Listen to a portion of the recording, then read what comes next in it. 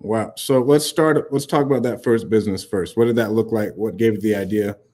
So, man, I always been passionate about business. Is this the creation of solving problems, right? So I always wanted to solve problems. Back then, I was really good with like electronics, and everyone loved music, right? Music is a very valuable service for everyone. So back then, I was like 11 years old. I just wanted to figure out a way to make money and serve my clients. And my parents were more corporate people. They didn't really get into the business side of things. So I wanted to get started. I knew that my neighbor was having a birthday party, and he called me over. He was like, "Hey, Pratt, can you just play some music? I know you're good with like electronic stuff. Can you just hook up your laptop?" I was like, "Man, I'll just stay there for 3 or 4 hours. I'll just play the music so your guests can be entertained." I just took my laptop and an aux cord and connected it to his soundboard. Literally, I played music for 3 4 hours. He was like, "Man, everyone loved your music selection." Paid me like $75. I was like, "Man, this is awesome!" Like $75 for a 12-year-old. That was pretty awesome Right. for me at that time. So I was like, "Man, I can do this." So then they started actually referring me to other neighbors. So like in the next few weeks, almost every weekend, I had a party where I took my laptop and I connected to their sound bar, whatever they had in the house, and I played music for a few hours. And I was getting paid every weekend, and I was like, "Man, I think this is a business that I need to start." And then I looked into what is this called? I didn't even know what a DJ was called back then. So I was like disc jockey. So I was like, man, what do I need? So I saw all these like different turntables, speakers that you need, and my all my clientele just kept piling up. Man, more people started calling me. I was 12 years old. My dad was taking me to these gigs, so it was pretty crazy. Yeah. So I had to figure out how I was gonna buy all this equipment because I mean each part, like each equipment, even a laptop costs like 1,000 plus, and I didn't have that type of money.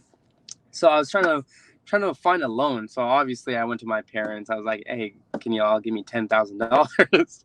They turned me down straight up. They're like, "Stop wasting time on that. Go read, finish your homework."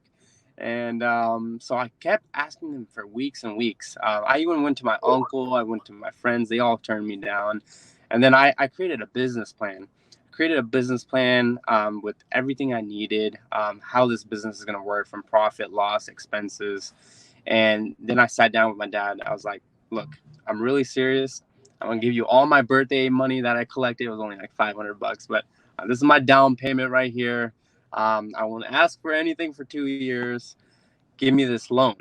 So he sat down with me for a few hours one weekend, and the next weekend we did the same thing. So I gave him everything I needed, and to expand this business. So the weekend after that, we went to Guitar Center, and he was like, "All right, I agreed to your loan. I'm gonna increase your credit line to $20,000." So now my dad's agreed to give me $20,000 instead of 10,000. So this was like on another level for me. So I was like, "All right, I'm just gonna go big now. I'm gonna get all the speakers, lighting, audio equipment I needed, and now I've launched like a full DJ business." And ever since then, people started calling me for weddings, birthday parties. I was doing parties at big venues, even like I did destination weddings. And I was at age 13 to 14 at this period. So I was like killing it. Every weekend I was booked. Friday to Sunday I was booked. My parents didn't let me do any gigs on weekdays because I was still going to school and stuff. So, and my dad was still taking me to gigs every weekend. So he had another job to do. um, so once all that started, I was piling up with more clients and I couldn't handle it myself. So I started outsourcing other DJs. I was like, "Come work for me." And I started handing off some of these events to other DJs. Now I had like a full team of 5 DJs working under me. I started adding in event coordinators. I started adding in more lighting effects. So I was like the full production I had under my wing. And pretty much I created a six-figure business at almost, I think I was age 15 when I hit my first six figures. That's Um, so dope. yeah. And then from there, that's when I got into the party bus business. I started to buy my first party bus, I think around age 17, and we bought a broken bus and fixed it up. That business didn't work out with my friends. I bought it with two other friends for like 10 grand. The bus was 10 grand. So you probably knew that there was a lot of problems with that bus. So we ran a couple times, but it kept breaking down. So that business wasn't working out at that time. And then my parents, I mean, not my parents, my friends, they quit on me. They were like, okay, I just want to pull out my money, sell the thing, whatever money we get, I'm out of here.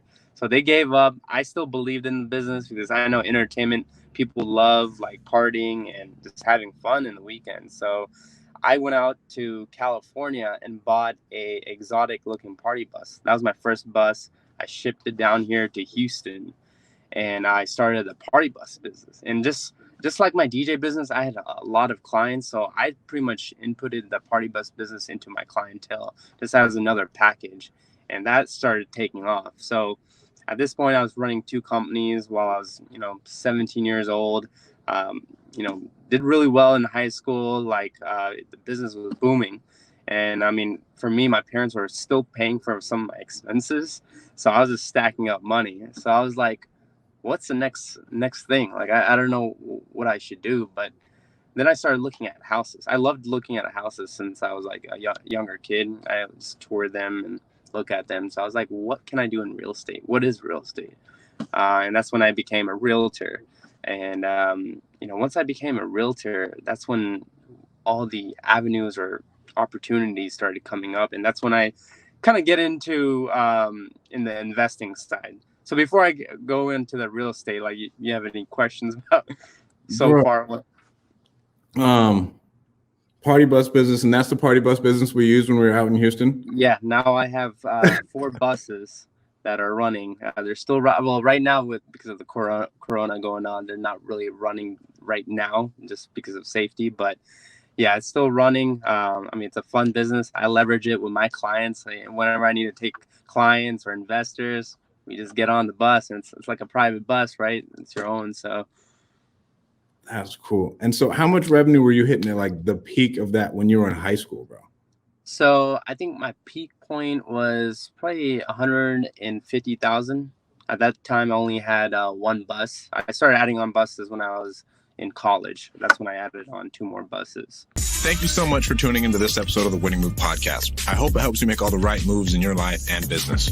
Please make sure to go like and subscribe on any podcast platform that you're listening to, and make sure to go follow me on Instagram at StratDaddy. Thank you guys so much. I'll talk to you soon.